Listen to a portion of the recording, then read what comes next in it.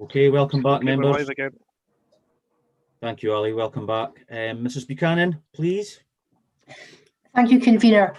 I just want to clarify one point. While clearly the report focuses on the statutory consultation requirements, and of course we're doing an additional consultation, and these statutory requirements are under the Community Empowerment Act. In terms of making a final decision, members also have a statutory obligation to have regard to the interests of the residents of the former borough of Forfar. This is provided for and is in line with the Council's agreed policy and administrative procedures when administering common good. So I just wanted to clarify that point. Thank you, convener. Okay, thank you very much.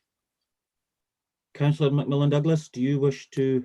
Convener, could I? Yes, could I, sorry, Mr. Macaskill, yes. Convener, just to clarify the position with members, there's been an amendment put forward by Councillor Macmillan-Douglas in the absence of any member not moving the recommendations as per the officer report, which is, if that is the case, then Councillor Macmillan-Douglas' amendment becomes the substantive motion. I think it's just to be clear before we start any debate that we're clear in terms of terminology and what people may be voting for or not. Okay, thank you very much. Thank you. Councillor Macmillan-Douglas. Thank you very much, convener. I don't think I have very much more to say. The purpose of this, the only objective, as far as I'm concerned, and my supporters are concerned on this, is to allow longer for people to consider these important issues about the future of the former leisure centre, and thereby bring forward the best possible outcome for that asset. Thank you, convener. Okay, thank you very much. Do you have a seconder, Councillor Macmillan-Douglas? Yes, I do. I have Councillor Davey. Councillor Davey? Yes, I'm happy to second the amendment. Would you like comments just now, or would you just like the seconding? No, you can have your comments just now. Then I'll go to questions from members because there's a few got their hands up. I think in I suppose a broad sense of the entire consultation, I do think it is wide-ranging and does provide a huge opportunity to engage on the future of the leisure centre. I think the time for looking over what has happened will come, but I do very much welcome the clarifications given at the start. I had initially huge concerns that we go into this consultation with the decision to demolish standing, but that has been expressed as no longer the case. And just for concrete clarity, because myself, I didn't quite understand the term set aside, but I'm glad the confirmation means that the decision to demolish no longer stands and we go into this with an open slate. It is also worth perhaps mentioning that should we have won the court case, it was clear that consultation was the preferred option, I believe, of the majority of administration members. Again, I am disappointed we are where we are. Initially, I had asked for more time for consultation at the initial decision, which was then rejected. I do firmly believe if we had made that decision then and had more time, we would have saved hundreds of thousands in legal costs, upkeep costs, and countless hours of officer time. Alas, that is not the purpose of the amendment. My sincere hope is that we go through this consultation process, we can find a community group or buyer or someone who wishes to use this facility. The idea that we go for demolition without consulting is something that was simply wrong. I do have concerns that will we have the same number of buyers or community groups coming forward during the pandemic as much as they had before? Will there be as much business interest? So I do support the extension that has been proposed by Councillor Macmillan-Douglas, and that is why I have seconded. I did initially intend to amend to remove the cost of demolition from the for common, not demolition, sorry, from the cost of consultation from the for common good. I think the idea that the for common good in essence pays for the consultation that was essentially ordered by the court when Forfar councillors didn't want this to happen in the first place. I think that the common good there is money which is there to benefit local charities, community groups, and the people of Forfar. I don't see how this, in this circumstances, I think this is a unique option and is different, but I understand it remains not necessarily legally possible due to the decision of the court, or ambiguous how that would happen. But I suppose my final comment is I do hope that all the community get involved in this consultation, have their say, and we find a use for this space in this facility. We've seen a huge outpouring of public support, businesses coming forward, pledges of support. and we can and must be able to support the community in using this facility. I do hope this consultation delivers that. I just think it's a shame that we didn't do this 2 years ago. Thank you, Councillor Davey.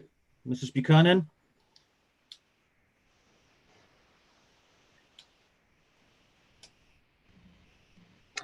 Thank you, Convener. I just took a second there to unmute. I think it's important in terms of the amendment that Councillor McMillan-Douglas has spoken to, that the additional detail, which I think has been provided by the Director of Finance, is read out so that the public and press are aware of what is detailed in relation to that. I know we're on unusual times because we're all remote, but I think that would be very helpful if Mr. Lorimer didn't mind just articulating the detail in the table that he's kindly provided for assistance in connection with the financial implications. Okay, thank you. Mr. Lorimer? Thank you, Convener. I'll do my best to summarise. So what I've set out within the table that's been circulated is really just the implications of what the amendment means for each then further stage in the main milestones of the consultation, both in terms of phase 1 and phase 2. So in terms of the consultation information pack being completed and being issued, instead of late November as is proposed, that would be mid-December. A drop-in session instead of mid-December would be late January 2021. The closure of phase 1 consultation, as Councillor McMillan-Douglas has mentioned, instead of being the 31st of January 2021, would be the 28th of February 2021. The publication of those consultation responses instead of mid-March would be mid-April 2021, and the report to Angus Council on the outcome of the phase 1 consultation, instead of being the 18th of March 2021, would be the 13th of May 2021. So that's a couple of months on from the proposals in the report, and that's relevant, as I'll come to, in terms of the financial implications. That then has a knock-on effect, members, to the phase 2 process and timelines.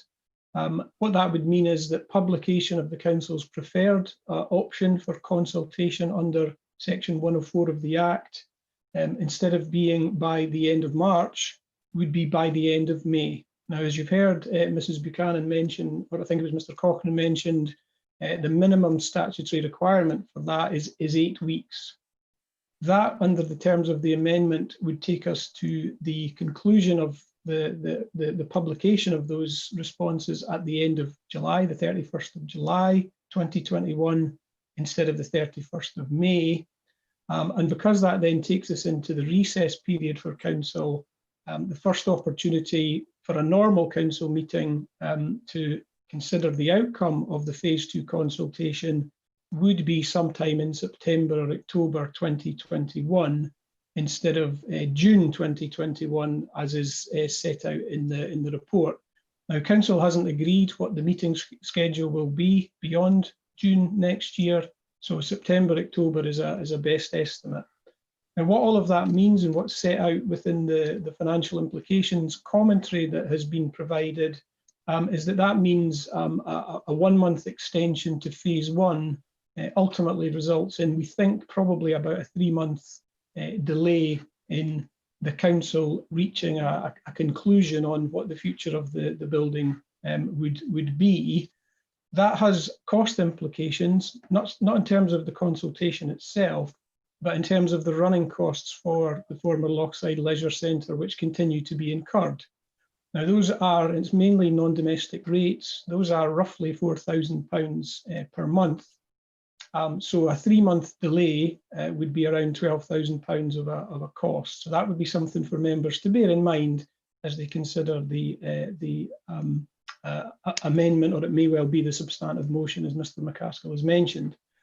Now, there is a question as to where that cost would be borne. And this is really as a result of the outcome of the court case. We do need to, as a result of that court case, review our accounting policies and our financial management arrangements, and who pays for what in relation to common good assets. Is it the Common Good Fund, or is it the Council's General Fund? That review won't be concluded for some time yet, so I'm not in a position today Chair, to say whether it would be the Forfar Common Good Fund that would have to bear those additional costs, or whether it would be the Council's general fund. But that is something that we would clarify long before we reach the end of the consultation phase. So we'll know the answer to that sometime towards the start of next financial year. Thank you. Hope that's helpful, but happy to answer any questions members might have on that. Okay, thank you very much, Mr. Lorimer. I see a few hands up, and the first one, questions this time, please. Councillor Vaughan. Thank you, Chair. Just a very brief introduction before my question, but whilst I believe all the councillors now are agreeing that a consultation is the right way to go to find out what the people of Forfar and further afield in Angus are actually wanting to do with this building. But I would like to just reiterate again, and something I would ask Ian Cochrane just to say again, that it doesn't matter what the consultation answers come back as, this really needs a community group to take it on board to see and drive the thing forward, because without a community group or a community asset transfer, that this building has been deemed as surplus to requirements by the council. Can I just ask Ian Cochrane just to confirm this once more, because I really do feel that the people need to know this, that we're extending this, which to be fair, I wasn't really a big supporter of extending it another month or two. I really thought that if, you know, there's a lot of interest in this, folk will get to their computers, they will vote, or however it is. But two questions. One asking Ian Cochrane to just confirm that again, that the council has deemed this surplus to requirements, and any consultation answers that come back really need to be backed up with a community asset transfer or some kind of form of purchase of this building and land. And secondly, how are we doing the drop-in sessions logistically, you know, with the COVID regulations that are on the go? Has that actually been thought out yet? Thank you. Thank you for yourself, Chair, if I may. Yes, of course. Thank you, Councillor Wan.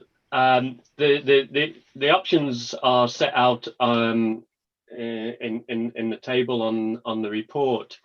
First of all, the council has indeed declared the building surplus. That remains the case. As part of that, prior to declaring it surplus, we ask if there's any other parts of the council who would wish to use the building. And there is no noted interest from any other part of the council for the building. So it is looking at a disposal in some shape or form, or another use. And the options that we've set out in the report of lease, community asset transfer, or sale, or indeed, you know, if there's members that we consult with that come out with some other ideas around that. But we are looking at other people taking over the building. That is indeed where we're going. And sorry, your second question. It was noted about the drop-in discussion centres. Yeah. Sorry. Yeah, I think we've made the comment that the proposal is to drop in if we are permitted in terms of any COVID restrictions. Certainly in discussion with colleagues, that's why we're thinking of the Reed Hall in terms of the size of the space, and we can have a travel through the building with face masks, etc. But we're absolutely recognising the restrictions that may be placed on us either now or when we come forward with this. So that is why if it's permitted. That we would be taking that forward. And can I just have assurances that when the consultation does go out, I think not just me personally, but that will be noted quite boldly on any consultation, that this does really need somebody to come forward to take on the building and a disposal of some sort, because I think a lot of people will believe that when they consult on here and suggest that they want this as a community centre, that the council are maybe going to do this. And I think it has to be stressed that that's probably not likely, and that really anybody wanting to take this on should speak to some of the groups like the Montrose Playhouse, really get an idea of what kind of work's involved in that, because I know the Montrose Playhouse have spent a lot of time getting to where they've got to and a lot of fundraising. Again, through you, Chair, thank you. I think it will be relevant that if people are looking at a community asset transfer, that we will have asked them if they can provide details of who would be interested in developing that community asset transfer. And as I expressed earlier, one of the community groups element, there's a requirement to establish community groups that are interested in the property. Therefore, we would be asking them what their interest was, what they may well be looking at using the facility for, because that is indeed part of the Section 104 consultation. Okay, thank you. Okay, thank you, Councillor Wan. Thank you, Mr. Cochrane. Councillor McDonald. Good afternoon, everybody. It's really, like, as has been said before, I'm really supportive of the consultation and things. I don't want to be against any idea that we want to necessarily extend it or keep it as it is as the original report.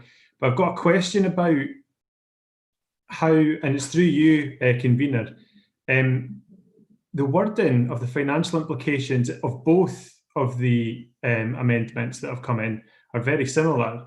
And I just want to know how we can deem it competent or a competent amendment if we don't actually know from what we're going to pay it from. So it's either or. In the original paper, it'll be coming out of the common good.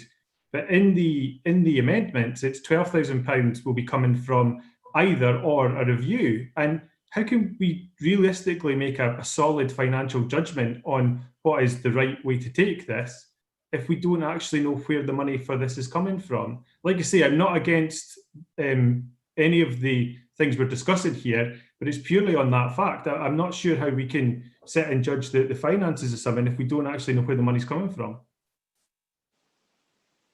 Mr. Lorimer, is this one for you? I think it is, convener. Yes, thank you. Yeah, I'll try and clarify, Councillor McDonald. There's two things at play here in terms of cost. The first one, which is in the report, is the cost of actually undertaking the consultation exercise itself. And that in the report is proposed to come from the Forfar Common Good Fund, because this is a Forfar Common Good asset now as a result of the court case. We've got to do a consultation under Section 104 simply because of that fact. So that's reasonably settled in terms of the principle of where that should be funded from. The financial implications that go along with the amendment are about the running costs of the building, which are mainly, as I say, non-domestic rates. So that's not about the actual cost of the consultation itself. It's actually I get that, yeah. Which continue to have to be incurred. Now, unfortunately, we know that we need to review our accounting and financial management arrangements and that relationship between general fund and common good as a result of the court case. That work is still ongoing. So I'm not in a position today to be able to say definitively where the cost would be charged to. In terms of competence, I think that's okay, because members would be making a decision based on the best information that's available, even though we're not in a position to say where that would ultimately come from. The competency question for me is really a question of, is it clear what the implications of the decision would be? In this instance, there would be a cost to be borne either from the Council's General Fund or from the Forfar Common Good Fund, but we won't be in a position to confirm that until members have effectively got a report from me which says here are the revised accounting and financial management arrangements for the relationship between common good and general fund, which will come, as I said, sometime next year. I hope that's helpful, convener. Thank you. You okay with that, Councillor McDonald? Complicated, I know, but I have to be. I don't know really what more. I'm yeah on this one. Thank you. Councillor Braze, a question? Yes, thank you. Well, I'm really not too satisfied or fully satisfied with the answer from Ian. I'm sorry, but I just don't know how a Brecon councillor who has no great stake in the Forfar Good Fund except through the setup of this whole thing. I don't know how I can be expected to make a decision on this, whether we go for an extension that's going to cost £12,000 or not, because that's going to come out of Brecon council taxpayers' money. Whereas if it comes out of the Forfar Common Good Fund, then surely it wouldn't. But also this whole thing that this administration's deputy leader and financial Councillor Blaze, spokesman. this is questions. This is questions. Is this a question? Right, Well, yes, not a comment. question. Yeah, thank you. I'll come back with my comment.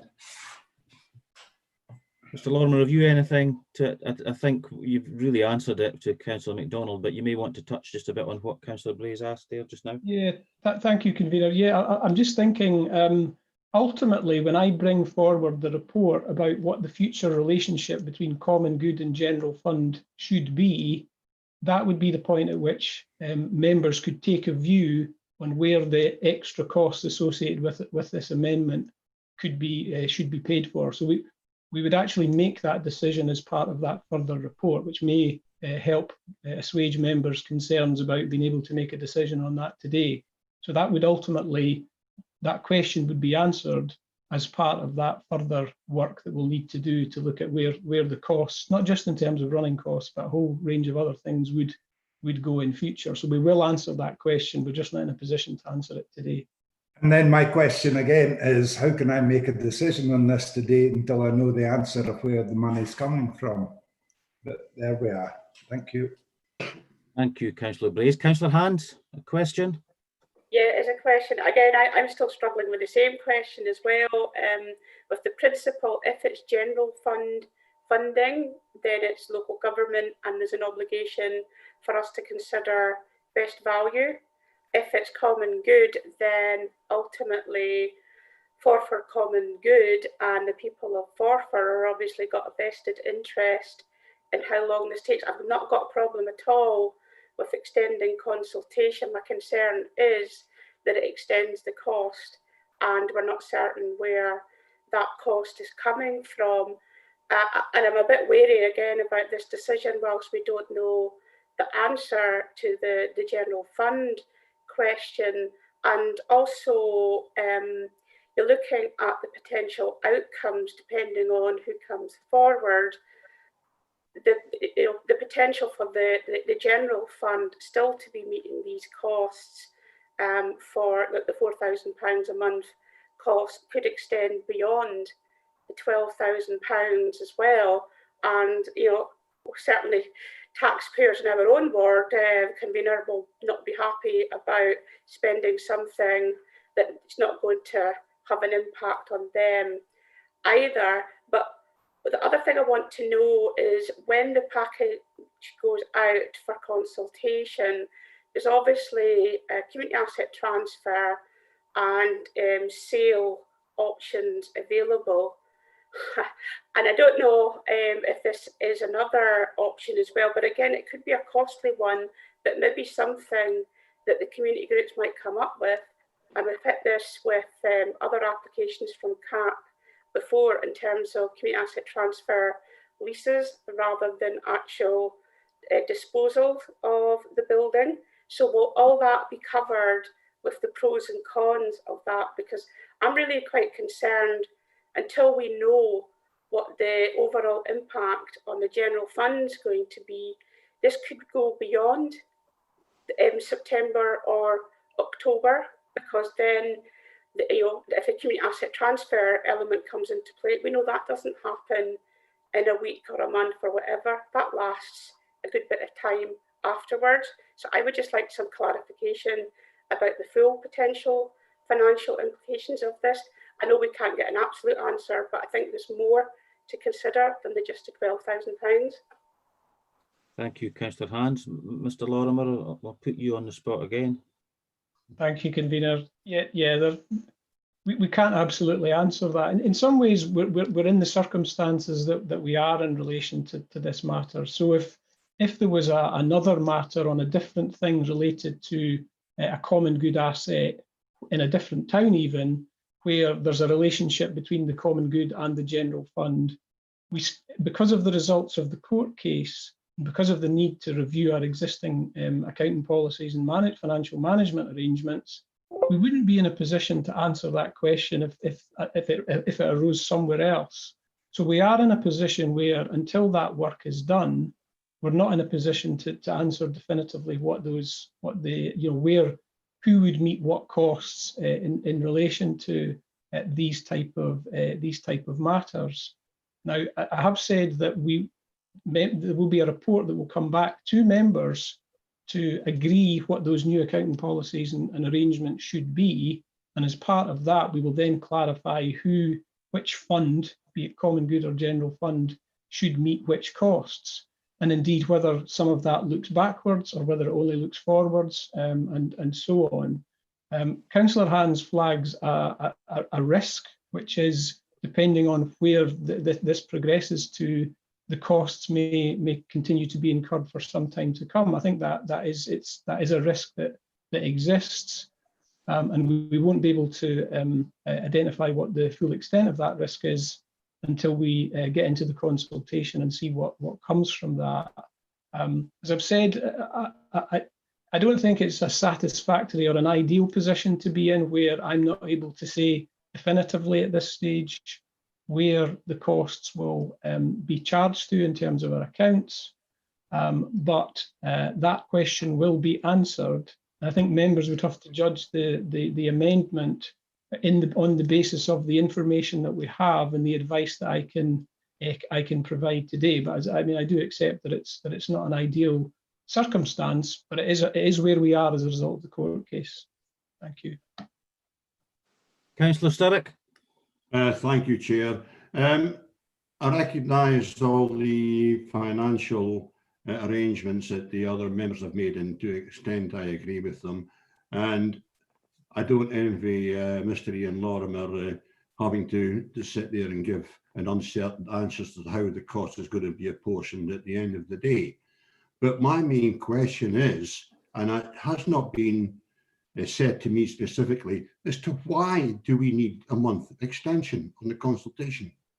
That's my query. Why do we need a month extension?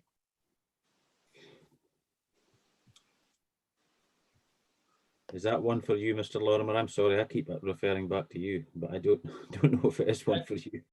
Sorry, convener, I don't think that's for me to answer. I think that's for the deputy leader. Yeah, I think that's for me to answer. Do you want me to answer it now, or to wait for the other questions and deal with it in my summing up? If you deal with it in your summing up, please, Councillor McMillan. Sure. That's fine. Thank you. Thank you. Councillor Boyd.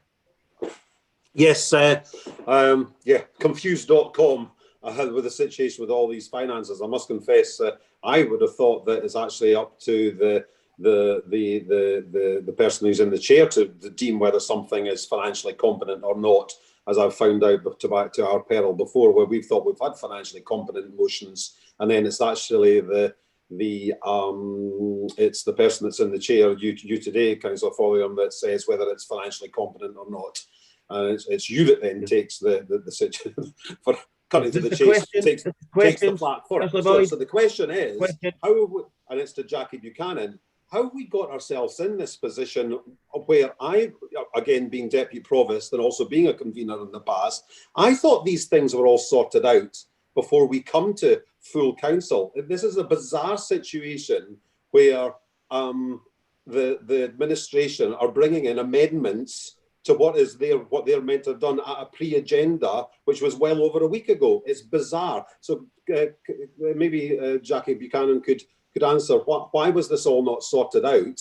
So because we've spent half an hour, and this is in the public domain, where this should have all been sorted out at pre-agenda. Mrs. Buchanan, please. I'm happy to come in on that. In terms of amendments or motions, every member is entitled to bring a motion or amendment, and it needs to be competent. The amendment or motion, as it may turn out to be, is brought by Councillor Macmillan Douglas, is a competent amendment. There's nothing incompetent about it. What's happened is that the financial implications in terms of which fund the money is going to be paid out of needs to be clarified. That there is a financial implication in terms of extending the consultation period, and Mr. Lorimer's detailed what that is. And it's for all councillors to act in the interest of all residents of Angus to determine whether that's an appropriate spend in relation to the extra funding that will cause to be spent. If there's a longer period of time where the consultation takes place. So I have no issue with the competency of the motion or amendment as put forward by the Deputy Leader. Thank you. Councillor Davey and then Councillor Blaze, you've spoken, but I will allow another question if it's a question. Councillor Davey. Thank you, Chair. It's a question to Mr. Lorimer. We focused a lot on the additional costs, but should in this time period provide us enough time to find a community group or a buyer for that building, the amount we have allocated for demolition costs, would that therefore need to be kept, or would that then be saved for Angus Council? Thank you. Through you, convener. Yeah, a decision in terms of, so the background is that there's I think it's 454,000 still sitting in the council's general fund reserve, which was previously set aside for the demolition of the former Lochside Leisure Centre. The decisions, so that demolition is been set. That decision's been set aside, as we've heard.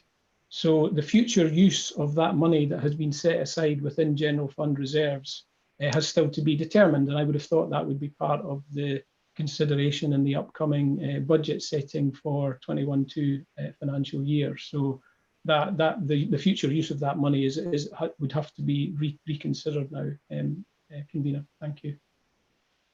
Thank you very much. Councillor Blaze. Yes, thank you, convener. Just a very simple question to officers. Do you think that you're capable of running a really good consultation in the time frame that's given in the original paper? Now, who's going to answer this one? Mr. Cochrane. Thank you, Chair. Thank you, Councillor Blaze. We believe we can, yes. Thank you. Thank you. Councillor Bell. Thank you, convener. I kind of wanted to pick up on Councillor Wan's point about the importance of this coming from the community. And I just wondered, jumping the gun a little bit, what happens if no group comes forward within that timescale? Oh. Well, Mr. Lorimer. If through yourself, Chair, maybe I can take that. Obviously, when we report back to you, if that is indeed in May 2021, we will let you know what interest we have had to date in terms of the building. We reported that to you in February 2019, and we will update members on whatever contact we have had. Okay, thank you. Councillor Duff. Yeah, thanks, Chair. I guess I've got a comment and a question. I'll give you the comment first. I agree entirely with what Councillor Boyd has said. It may be quite legally okay for the deputy. Questions, please. There'll be chance for comments after. Okay, I'll give you the question. Okay, I'm a bit confused about some of the legal issues, so I would like some clarification.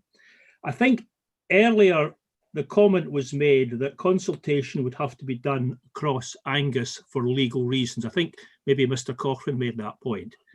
And then Mrs. Buchanan made a point that the decision would have to be taken in light of the for public's view.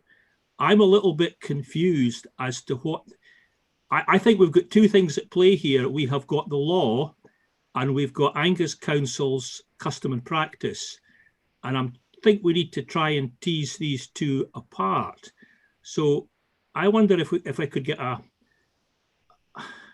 answer from Mrs. Buchanan. What is the legal position as to common good? And because I'm not totally clear and I'm a bit confused now from what's been said today. Okay, thank you. Through yourself, convener, there are two aspects to this. There's the statutory consultation requirements under the Community Empowerment Act. And as part of that, there's an obligation that relates to community groups. And it's clear from the legislation in relation to those community groups, it's not just those within Forfar.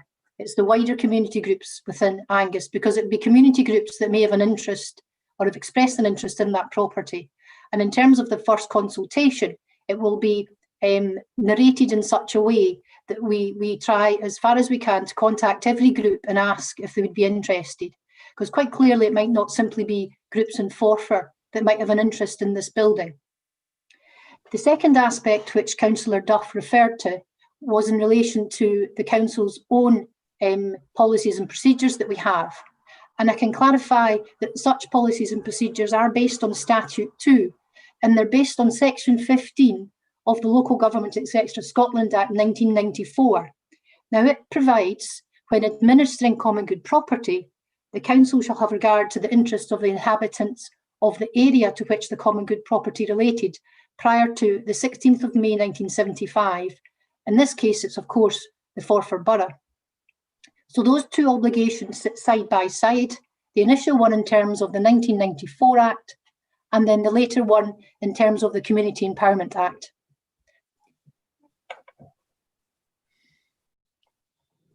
Yeah, that's very helpful. Thanks very much. Thank you. Thank you, Councillor Duff. Councillor Devine? Thanks, Convener.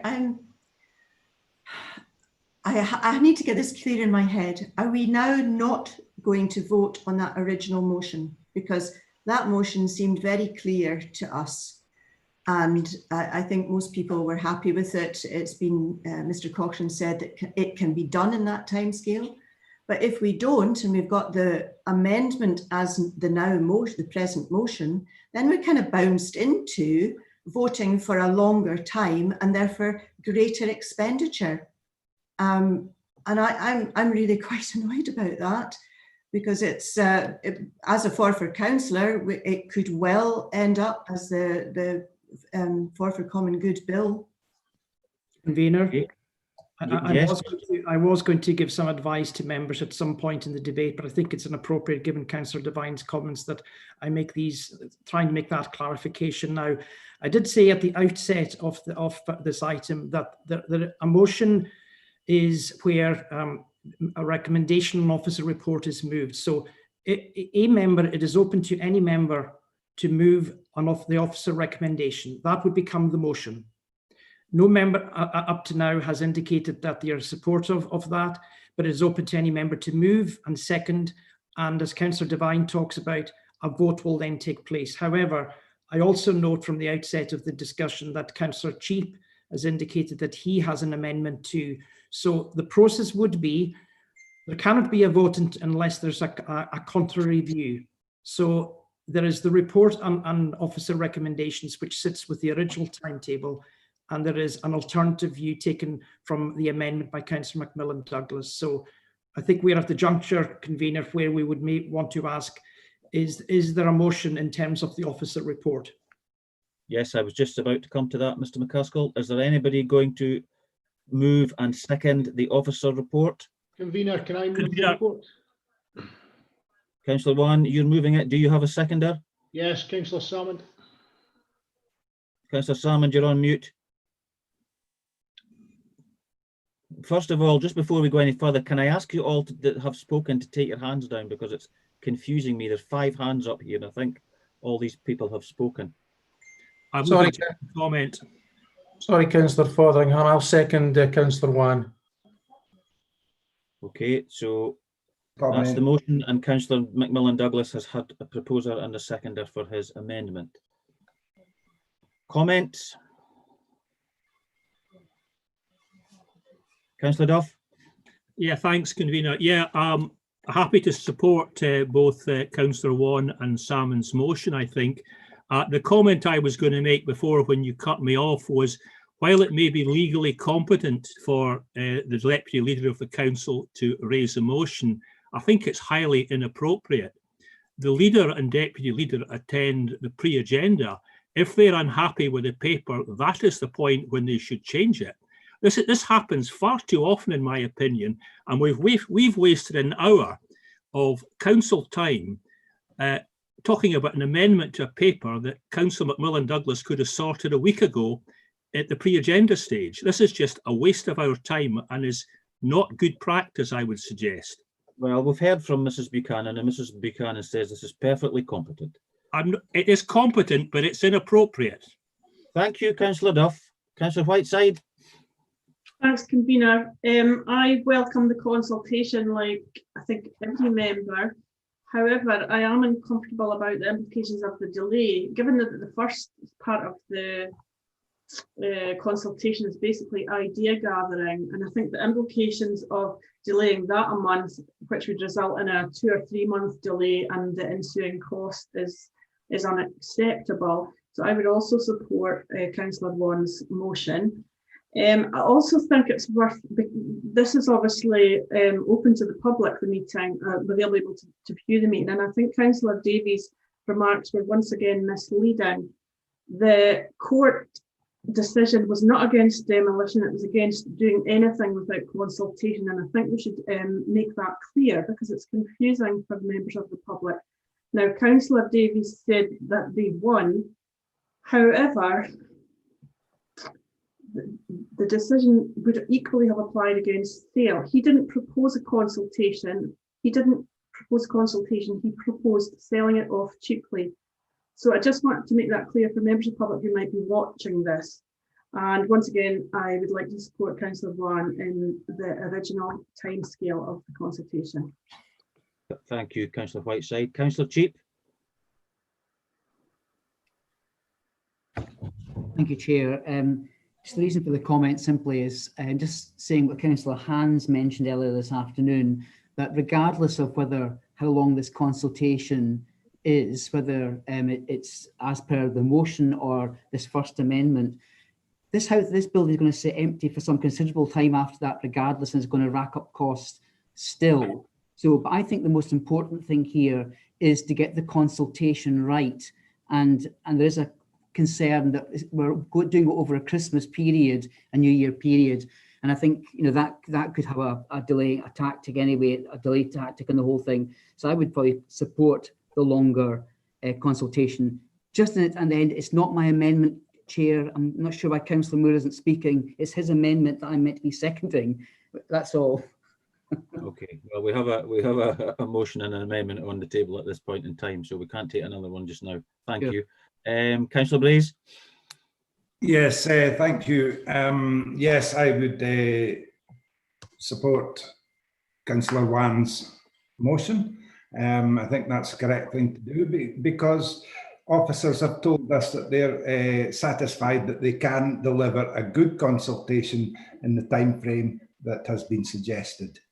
And so I'm happy to back that. I really don't know why the deputy leader, who is also the financial spokesperson, would rather tease this out for another 3 months at a cost of £12,000, and whether it's to the Common Good Fund or to Angus Council Fund, it's still an awful lot of money. Thank you. Thank you, Councillor Blaze. Just before we go to Councillor Boyd for comment, it's coming up very shortly, members, to 3 hours. I'm going to ask you to agree to suspend the standing orders to allow the meeting to continue. Is that agreed? Agreed. Agreed. Thank you very much. For how long? For how long, convener? Are we supposed to know how long we're agreeing to? Mr. Macaskill, do we set a time? You can either agree to continue the meeting to the conclusion of the business, and that will be form part of the suspension to extend the meeting beyond the 3 hour, or you can set a time limit. It's open to yourself, Chair, or to the meeting to agree that if a time scale is more appropriate. If we set a time scale and we don't conclude the business, what's the options at the end of the extended time? The business would need to be continued to an alternative meeting, and I think before the meeting concluded, members would need to agree to that. Okay, Councillor Hand. Yeah, convener, can I, obviously once we've finished this piece of business, I would think propose a recess of 10 to 15 minutes just for a comfort break and let the dog out. Yeah, absolutely. Of course, Councillor Hans, not a problem. Councillor King? Yes, convener. I see you still got my video off. As a diabetic, I have to eat. So if you reach another hour, I need a break so I can have a meal. I'm going to have to leave the meeting. Okay, what are we agreeing then, members, to continue to the conclusion of business or do go for another hour? Yeah. Continue business. Continue the business, is that agreed? Agreed. Councillor Fairweather? No, that's fine. Councillor Boyd? Am I now getting to say? Am I getting to say my bit now? Yes, yes. No, I was just advised that it was coming up for the 3 hours to ask. Yes, no, well done, well done. You're doing a grand job there, Craig. It's just a pity that with all the times that we're saying the common sense approach actually happened around about 45 minutes ago with Councillor Wan's comments that I wasn't allowed to make a comment, and then I could only ask a question. So I am going to support Councillor Wan's original motion. You know, we have to do these in time scales. Yeah, yes, we have to, but we can't have this dragging on for forever and ever. I empathise with Councillor Fairweather, who made comment the last 3 weeks ago when he said this will drag on till the end, till his retirement. You know, we have to move with these, and there are times to do it. And if we're good, effective councillors, we can get it done in the timescales that are there. It's no difference to, as Councillor Wan had mentioned elsewhere up in Montrose, only at P&R last week, we only give an extension for communities to get themselves together and come back to P&R with the rental and or sale of the Panmure Centre in Carnoustie. And I've been working exceptionally hard in that last week, and we will have something potentially back within these 3 or 4 weeks. And that will be the consultation too. So well done for Councillor Wan for bringing forward an element of common sense through this. Thank you. Councillor Boyd. Anyone else? No. Mr. Macaskill, can you keep me right here? Does Councillor McMillan-Douglas get to sum up? Well, in unusual circumstances, given that Councillor McMillan-Douglas is now the amendment, it is actually the mover of the motion, Councillor Wan, under our current standing orders, who has the right to sum up. Okay, Councillor Wan. In the interest of getting things done, I have no summing up to do, just to say I hope that I get support on this motion.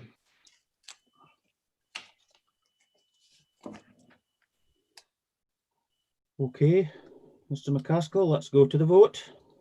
Yes, Convener, the motion by Councillor Wan, seconded by Councillor Salmond, is to agree the recommendations of the officer report.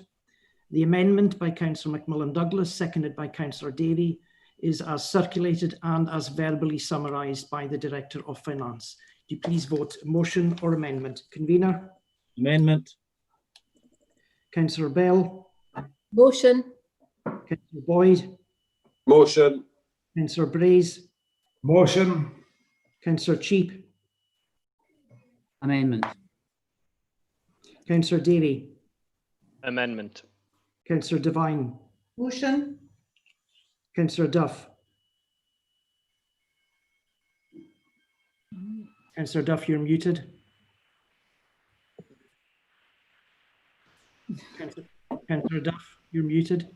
Motion. Motion, thank you. Councillor Darno? Motion. Councillor Fairweather? No vote.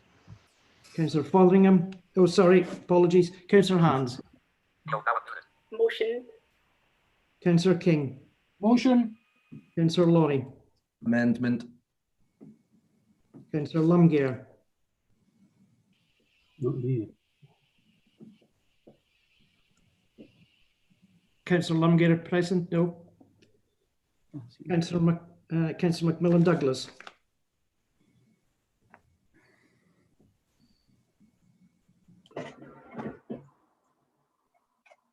Councillor McMillan-Douglas? Sorry, amendment. Thank you. Councillor MacDonald? Motion. Councillor McLaren? Amendment. Councillor Moore? Amendment. Councillor Miles? Amendment. Councillor Nicholl? Amendment. Councillor Salmond? Motion. Councillor Speed?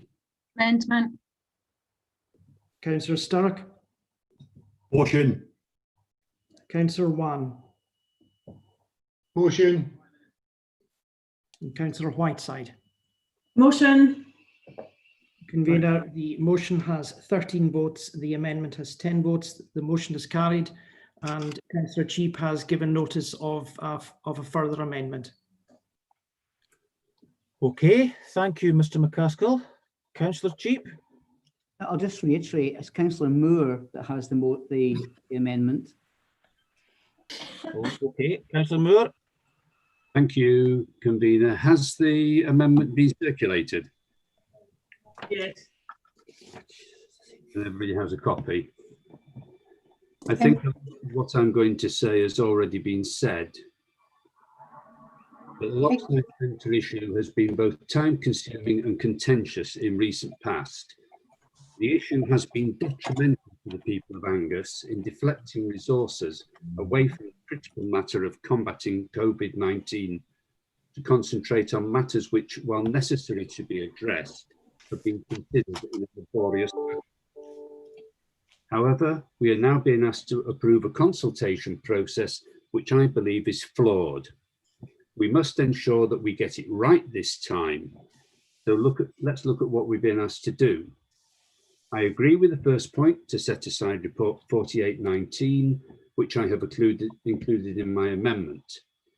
However, the proposed consultation process refers to introducing an information pack which misses a major item. The information pack will contain, and I quote, summary information including history of the building and defects, interest in building to date, summary of court cases, historical asset information such as energy rates maintenance, with links to further detailed information on Angus Council's website, including engineering reports, previous council reports and court cases. Any information pack must inform interested parties about the present state of the building and whether it has an economic lifespan, yet the current condition of the building is not included. It was last surveyed 2 years ago, since which time it has, to my knowledge, been standing empty. What condition is it in? Is it structurally sound? Has it been vandalised? Are there problems with the roof or the walls? Is the structure wind and weatherproof? In this regard, I believe the process is flawed. Turning to the consultation, one of the possible options suggested for the building is for the status quo. I'm staggered at its appearance in this document, as there is no way that the status quo is acceptable to anyone. Further, the consultation process includes a drop-in session in the Reed Hall. How many people are likely to attend such an event in the current situation? Is this even feasible under the regulations? Again, the timescales are tight. It is suggested that the information pack is prepared by the end of November. Input open for 8 weeks, including Christmas break, is stated, and yet it is also stated close of selection of options by end of January 2021. December and January have 62 days in total. If one assumes that Christmas close down will be from the 24th of December to the 4th of January, a total of 10 days, that gives less than 8 weeks for responses. I propose that the consultation should run to the end of February to allow all parties to participate without feeling a time pressure. I'm also concerned that the formal consultation proposes to publish the preferred council option. Does that mean that all other suggestions will be taken off the table? Councillor Moore, is there terms in this amendment? Are you reading out the terms of it? No, I'm referring to what is there. Well, we need to hear the terms of your amendment, though. I just asked if it had been circulated before I started. You have to read it out. You have to read it out too. This has been recorded. Convener, yes, just to clarify, for transparency purposes, I think everybody who is listening and viewing to this need to know what we're voting on. So, albeit that it has been circulated to members and the relevant officers, it is incumbent on the mover to detail what his amendment is. Right. Well, I've got 1 paragraphs, and then I can read out the amendments. Is that acceptable? That's fine. Carry on. Will there be only one option for the public to consider? Let's not rush matters. I appreciate that extending the timescale will incur more cost. It will extend what has already been a protracted process that finances are stretched due to the pandemic. However, I believe that ascertaining what state the building is in and taking a couple of extra months to satisfy is well worth the extra time and cost, and I ask you to support the amendment. And the amendment itself is as per the original recommendation, except that at item 2, it says agreed the proposed consultation and process detailed out in Appendix 2, subject to the following changes. A, that a visual inspection shall be undertaken and any material changes in the condition of the building identified from that inspection shall be shared with council members prior to any consultation commencing. B, that the visual inspection report on the condition of the building be included in the information pack. And C, that the informal consultation shall run to the end of February to allow for the Christmas break. Everything else is as per the original motion. Okay, thank you. Do you have a seconder? Yes, Chair, I'll second. Okay, do you want to say anything, Councillor Cheap? Just very, very quickly. One, as I've mentioned earlier on when I was making the question at the time of comment, I do understand the need for the extended consultation to make sure that process is proper. To be frank, I would have preferred an opportunity to recommend an up-to-date independent survey of the site and building. The key words here being up-to-date, as Councillor Moore has mentioned, but more importantly, perhaps independent, so that we can take people with us. And there's a lot of mishmash in the past about reports on conditions, etc. I think the public are completely confused about that. So we need an up-to-date survey, whether that's just a visual inspection, as Councillor Moore has mentioned, that would be satisfactory, but we need something, and we need it included in the pack, definitely. I don't really understand why we couldn't have had a new independent survey, but I was told that was deemed to be not competent. Also, the formal consultation process proposes to publish the preferred council option. What's the preferred council option? Yes, this council voted by a narrow margin to demolish the Lochside Centre. Not me, I should add, but we also voted later not to appeal the result of the recent appeal court decision. So we don't really have a preferred option anymore. Certainly we should set out all the options, but we shouldn't refer to any one being recommended in particular as part of the consultation. So that's all I have to say on it. I just think, yes, I agree to the extension of the consultation period, but more importantly, we need some form of detailed inspection report, up-to-date one, included in the information pack, rather than relying on old surveys and misinformation from the past. Thank you. Chair, can I ask a point of clarification? Yes, Councillor One. Has this been deemed competent, this motion? Because there doesn't seem to be any cost. I know Councillor Cheap said maybe just a visual inspection, but if there's to be an inspection done, there will be a cost to that. And also the fact that the extension of time was defeated in the last amendment, does that allow for an amendment to come again? Just clarify, please. Mr. Macaskill or Mrs. Buchanan, please. Convener, yes, and I think in terms of maybe the financial competency, I'll leave that to Mr. Lorimer. In terms of the competency of this amendment, it is different in some elements, and certainly in terms of the preamble to the amendment, it is, I think, would be deemed to be sufficiently different to the previous amendment to be taken on its own merits. Okay, thank you. Mr. Lorimer, do you want to come in on the financial aspect of this?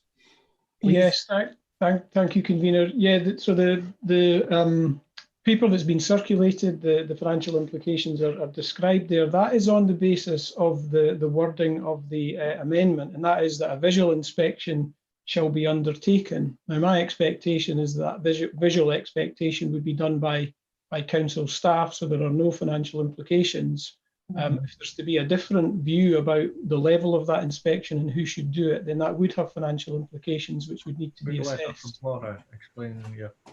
Can I just ask then, Mr. Lorimer, on the basis that the council staff do a visual inspection, would they then be deemed to put their neck on the line, basically saying this is the visual inspection that we've given and that's what somebody's going to be going on the basis of? Saying that she doesn't know which department's paying. Do you want me to come back in on that one, convener? Yes, please. Mr. Cochrane may also want to comment on that. The information that the council will provide through the information pack is the information that we have. The results of the visual inspection would be, I would have thought, a summary of. Excuse me, Ian, sorry. Could somebody put their mics off, please? We're listening to telephones. It's very unprofessional. Thank you. Thank you, convener. Yeah, so the information we will provide is the information that we have, including the update from that visual inspection. But any party wishing to take on the building, we would need to do that and do that at their own risk. They may wish to ultimately organise their own surveys and so forth. I'm probably getting into an area that I'm not expert in, so Mr. Cochrane's view on that may well help in terms of your question, Councillor Wan. Thank you. Thank you, Chair. Thank you, Chair, through yourself. Yes, as Mr. Lorimer says, obviously, as in any purchase or community asset transfer or anything of that nature, it will fall to the interested party to take their own professional advice. They will not be able to rely on professional advice from our previous surveys or anybody else's. So that's a standard property element. So and that would be our advice to anybody that was interested in the building, and indeed we've previously given others the opportunity to do so, as you are aware. Yeah. In terms of staff putting their neck on the line, I think we do that on a daily basis. We are professionals, we're chartered engineers, so we stand by that professional input. I am particularly drawn to the wording of the motion that this is about any material change. So this is, and it is an inspection only, it's not a structural condition. So clearly we've not had any monitoring in the building since it shut in 2017, but we would be able to report on whether there's any substantial deterioration such as water ingress or indeed, I think Councillor Moore mentioned vandalism, etc. We are aware of that. Certainly people may well have the memory of when they went to the sports centre. It is a building that's been closed for the last 3 years and has suffered some vandalism during that period as well. So that would be the sort of limitations of what we would be reporting on. Yeah. So just for clarification, Mr. Cochrane, you would be doing that anyway? We hadn't intended to put that into the report, the information pack at the moment, but certainly officers have been around the building in the recent past, and we would be able to update that and, if necessary, if agreed today, include it in the pack. Okay, thank you. Now, questions. I see there's 4 hands up here. Councillor Fairweather, question? No, it's not really a question. It's, I was going to ask for the input of Mr. Cochrane, and I thank you for his comments. And if that could be put in the report, I'd be very happy. Chair, can I just? I've just got a short comment. So if you'll just bear with me. I've said time and time again that I'm going to be retiring in 18 months' time. I'll be 66. At the rate this is going, right, I'll be 166, and you'll still be going on with this. You've just come up with, right, you've just come out with, right, with an agreement that not to extend the consultation. Can we just get on with this, please? Okay, any further questions? And let's move on, folks. I think we've all been just debating this long enough. Questions? Councillor Hands? Yeah, I was just wondering again, and it's possibly been covered, but maybe to tease it out a wee bit more. Anybody doing a visual inspection of this and putting the result of that in a report, they're then putting their professional integrity on the line. But you can't, like, if somebody was looking for funding on the basis of what was written in that bundle, it wouldn't stand, because it has to be someone qualified giving actual professional advice. The officers might be professionally qualified, but they're not engaged with that community group in providing that professional opinion for them. And my concern is as well, if we do this for this situation, and we've got loads of community asset transfer coming in, what's the resource implication for Ian Cochrane's staff if other groups ask for the same dispensation? And why wouldn't they if we did it this time? Mr. Cochrane, do you want to come back on that one? I'm not sure it needed an answer. Just giving you the opportunity, though. Thank you. Okay, thank you. Any questions, Councillor Blaze?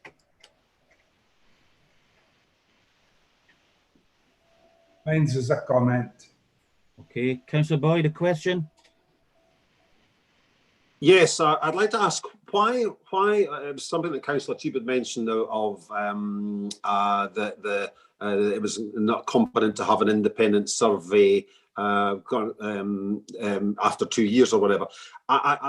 Can I ask some of the officers, one of the officers, probably Jackie, why was it deemed incompetent? Because if we're doing home reports, as an example, they only last for 6 months. You know, it would seem very strange that we can't do this. And I'm also really worried about the community groups. I can understand buyer beware.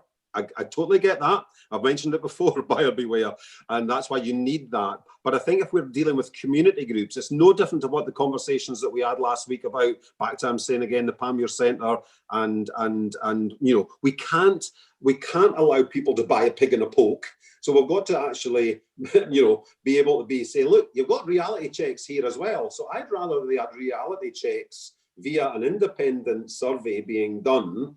That then means that they can all step forward and that everyone knows, because there's nothing worse than what could happen is someone could win a cat and then disappear, you know, 6 months down the line because they don't, you know, oh, we didn't realise that the roof was, you know, whatever. And then this could drag on for years and years, back to the Councillor Fairweather being 106. So I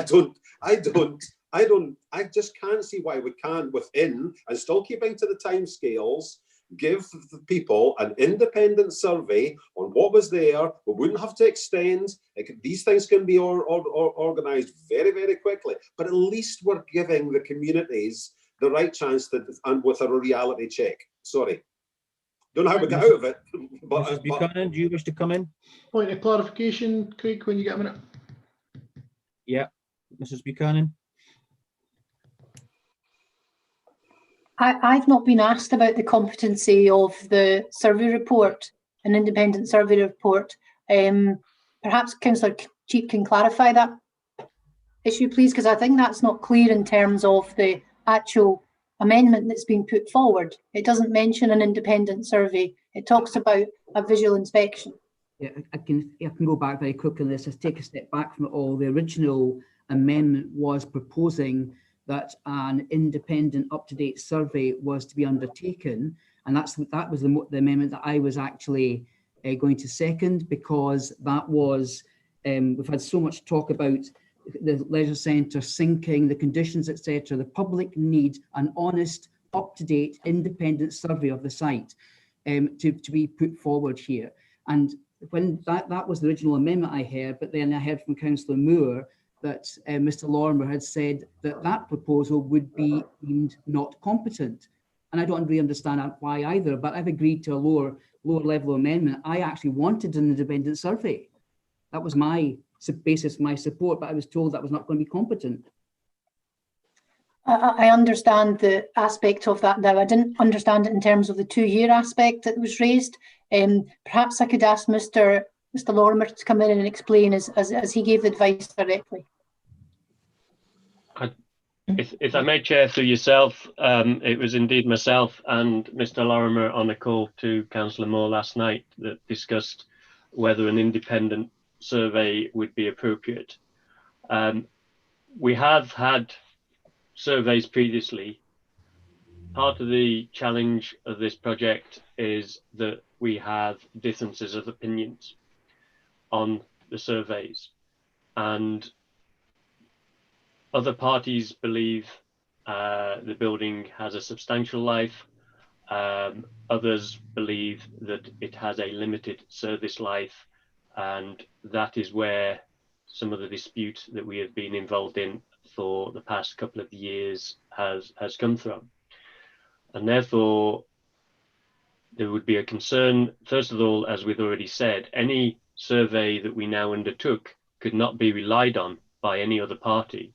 And that, I would have to suggest, includes a community asset transfer, because community groups, when they are getting involved in community asset transfers, have to take professional advice, and that includes legal advice, and in this circumstance should include engineering advice on the building. So we would not be minded that they could then rely on whatever survey they've had, and indeed that's where Councillor Hand's question came from previously, which I think was clear that they could not. So that's one aspect, and I think the other aspect is just that, as I say, we've had various engineering reports, which is what we would include in part of the information pack, and that was the way we were looking at going forward. Thank you, Chair. Thank you, Mr. Cochrane. Yeah, can I come back at all on that? Mrs. Buchanan, I think, is wanting to speak. Thank you, Chair. I just want to clarify a couple of points, if I may. The first was in relation to Councillor Warren. He asked about the nature of the amendment that was being brought forward and asked about the similarities to the previous amendment that was brought forward. And Mr. Macaskill was quite correct. There are differences in terms of it, as you'll see. But I think that we cannot vote on the same issue again. So we've already voted on the notion that the end of February date would be preferable in terms of the consultation, and that was voted down.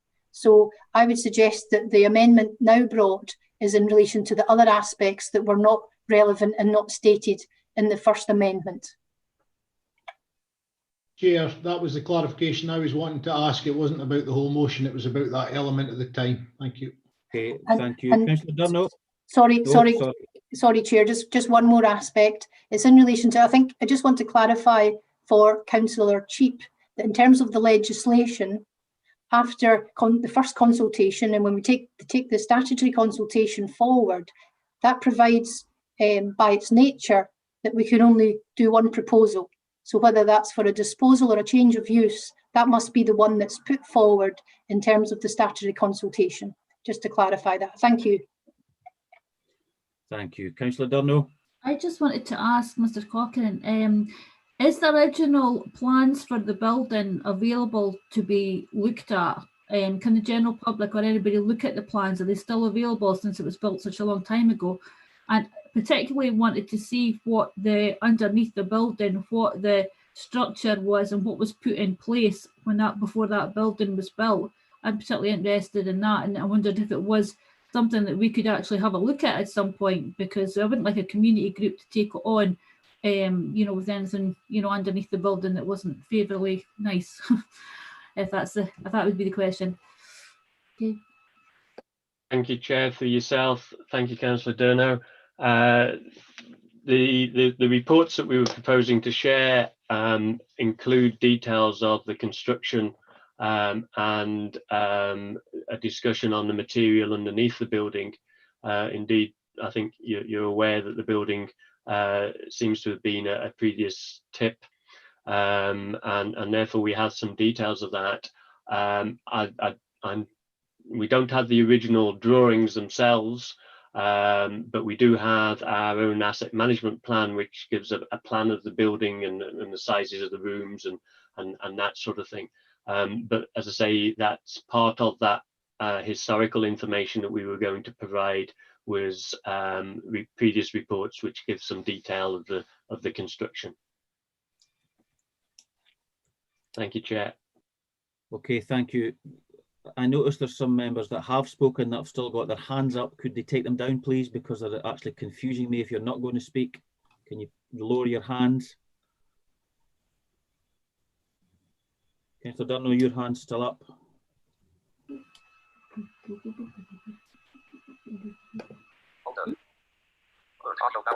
Convener, can I just ask a point of order in terms of the report element and making it sort of an independent assessment? Is that then financially competent part of the motion? Part of the amendment, because we've been given information in terms of the 4,000 a year. We haven't been given a budget for that independent sort of review of the state of the building, and also we've not been given any consideration who would pay for it. And if it was the council, is that something the council could do straight away, or would it then have to go out to tender as well?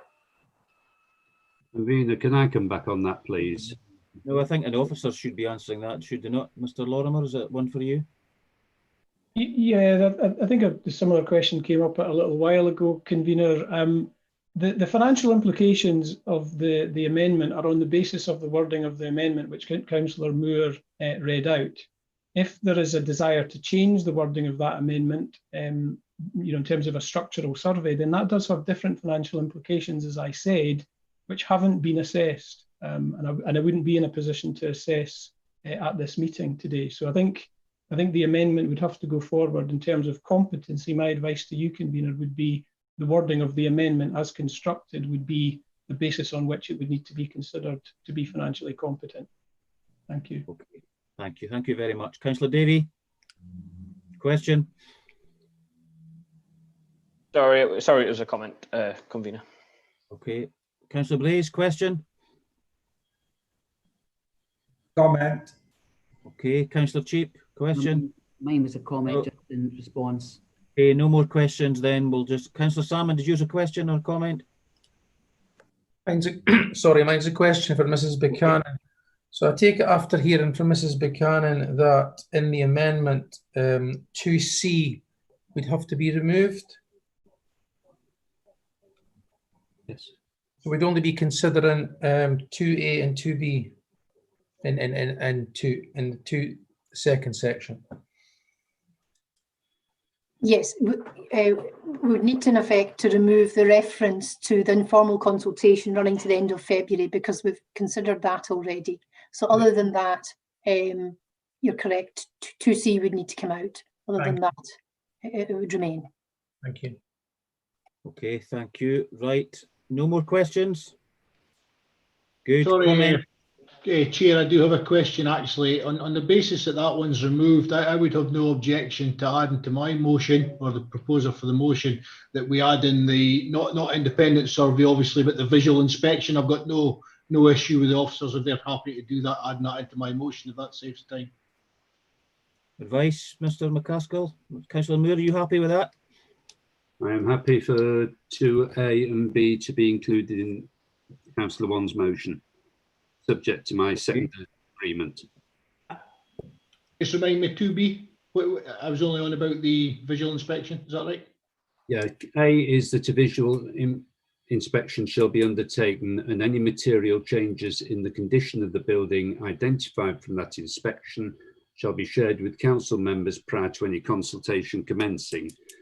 2B was that the visual inspection report on the condition of the building be included in the information pack. I have no objections with that. If my seconder has no objection. Yeah, I'm happy. Could I just ask members to pause for a minute just so we can get clarity on this decision? Because I was just going to ask you that, Mr. Macaskill. We're needing a bit of clarity here. We are having decisions being made at very short notice here in terms of what members are voting potentially for. And I think it's essential members are clear. we have a motion which has been amended by Councillor Wan. Councillor Wan needs to indicate what part of his motion he is amending, and if with that amendment, if that is in place and agreeable, is Councillor Moore still proposing his amendment with even with the removal of Paras 2C?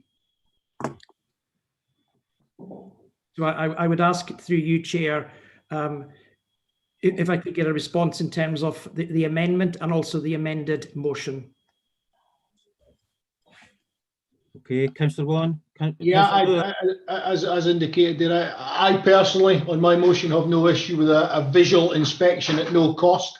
Obviously, I think Councillor Salmon's indicated he'd happy to second that. So, yeah. But obviously, the date's been determined. So, okay, Sorry, Councillor Moore, if that is going into Councillor Wan's motion, are you withdrawing your amendment?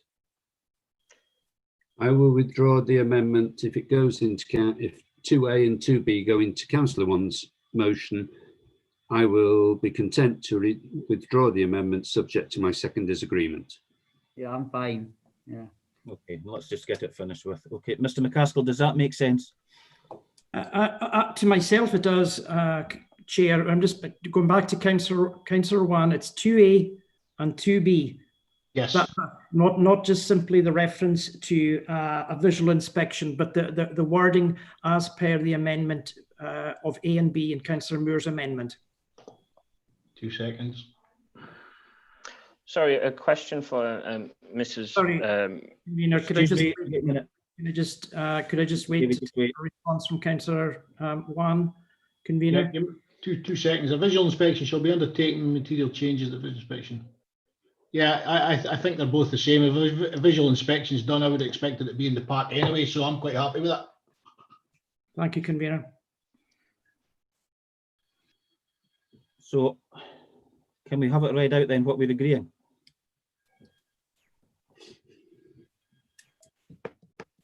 I think, Councillor Chair, that basically it's what Councillor Wan, it's the original motion that Wan just with these 2 lines added to it. That's all. 2 lines from you, and you and Councillor Moore's withdrawing your amendment. Is that the case? Yep. As long as that 2A, the wording of 2A and 2B are included, then it's all fine. Okay. Does all the members agree with that? No. Convener, can I just ask a point of clarification then from Mr. Cochrane? And it's really the same question I asked earlier on. In terms of the visual inspection, the result of that put in the paper, it has no locus whatsoever to any community group reading it because they can't rely on it in any further transaction.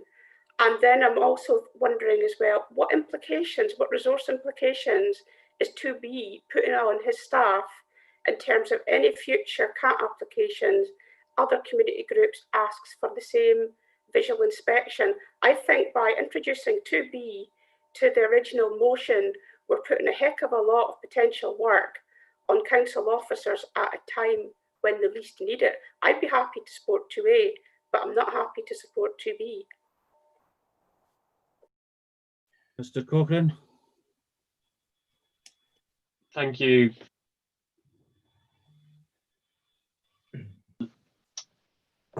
I think obviously the work involved in carrying out 2A is to undertake the inspection, bearing in mind this inspection is just in terms of material changes from the condition of the building, in particular probably going back to 2017.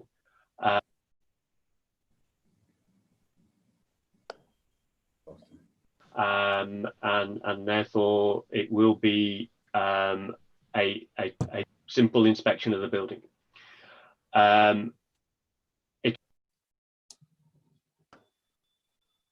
Asset transfers, and we have parties interested in our buildings, then we do take the time to take those parties around our buildings and show them what is available and assist as far as we practically can.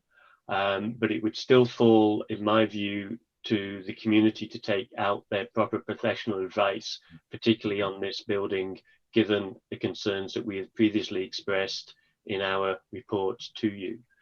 So first of all, this is a very unusual circumstance, I think. In terms of, as I say, the burden on us for future community asset transfers, as I say, we would take people round to show them the building to see whether it's suitable for their use, etc. And obviously, as I say, we intend for them to be do due diligence on the building themselves. That obviously falls to them to do so. Can I please add something? Councillor, no, Councillor Sturrock, put your hand up because there's 5 other people. Oh, sorry, I beg your pardon. I beg your pardon. Right, can we keep any comments short, please? Because I think we've debated this long enough. Comments, Councillor Braze.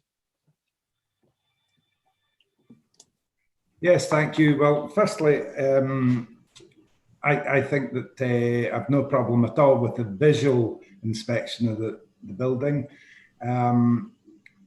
I'm not entirely sure about this business of doing a full inspection and a full survey, etc. So if that's out, then I would be happy enough. I would just like to say, though, I think it's pretty grim when this administration isn't getting any real leadership from the administration leader in this matter. Thank you. Councillor Cheap. Very quickly, Chair, thank you. My whole point was, because everybody's mentioned about people putting council officers' heads on the line. My original idea for this, it's not in this amendment, my original idea was for the independent survey, so the likes of professional firms like DM Hall and others who are chartered surveyors and building engineers would give a formal report for it. Nobody would be putting their head on the line. That would be an independent survey. That's what's meant. And they've got their own caveats to that as well for get outs. So that would have been given the public some form of reassurance and truth as to what state that building is in. That's what I was wanting originally, but I know we're not voting on that, but I just wanted that for clarification. That was all. Thank you, Councillor Cheap. Councillor Davey, comment? Yes, thank you, Chair. I suppose the discussion's been mentioned a few times that, you know, this is a waste of time or an inappropriate use, but I certainly don't see it that way, and I certainly don't think members of the public would see it that way. We're spending, 1 or 2 hours, which yet is a considerable length of time, but if we'd spent an extra 1 or 2 hours at the initial decision, perhaps we wouldn't be in this situation in the first place.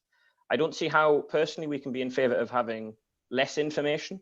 I don't see how that would work for anything. I also am really disappointed that we can't vote again on extending the consultation. I don't see how anyone could be in favour of having a more rushed consultation over a pandemic during the Christmas period. We're also at the situation where, again, we've repeated the mistakes of the past. The majority of FOFA councillors in this group had voted for the extension on a common good issue, and we've now been outvoted yet again. It's like the first meeting over again, and we're going to repeat the same mistakes. I worry we are setting ourselves up to fail at this stage with a shorter consultation during a pandemic over the Christmas period. And we could have had the chance to vote on correcting that mistake, but we haven't, unfortunately. I would have implored members to not repeat this mistake, and I doubt when statutory timelines were put in place, they were thought of during a pandemic. Members across Zoom here have said we should be respecting local members, so I don't see why we would vote for less information and less time. So I do welcome Councillor Moore's amendment. I would have voted for the full amendment. I'm disappointed I can't, but I do welcome the new additional information. Thank you. Councillor Fairweather, comment? Yes, right, thank you, Chair. It's just to go back to what Councillor Braze says. He speaks about leadership. Can I just say that after listening to the views of my group, and all have different views, and by the sound of it, so does the SNP group. So I gave them leadership. I gave them a free vote. Thank you, Councillor Fairweather. Councillor Moore. I know you didn't vote yourself, though. Councillor Braze, that's out of order. Yes, There's no need for that. Very briefly, Convener, the information pack is simply there. This is a very unusual circumstance, and I doubt that any other group with a community asset transfer could claim that this was creating precedent for them. Thank you, Councillor Moore. Councillor Davey and Moore, can you take your hands down, please? Councillor Boyd, comment? Oh dear, what we've been spending on this, what 2 hours we've spent on this. Councillor Davey, this has opened not only a can of worms for us here in Angus, but in the entire of Scotland with common good funds. And your political manoeuvring is shocking. And also the other way around, I just do suspect that, are you worried that all this will now be happening prior to the election in May next year, where you're standing as an MSP? Shocking, but it's part of this. It is part of the subject, Councillor Fotheringham.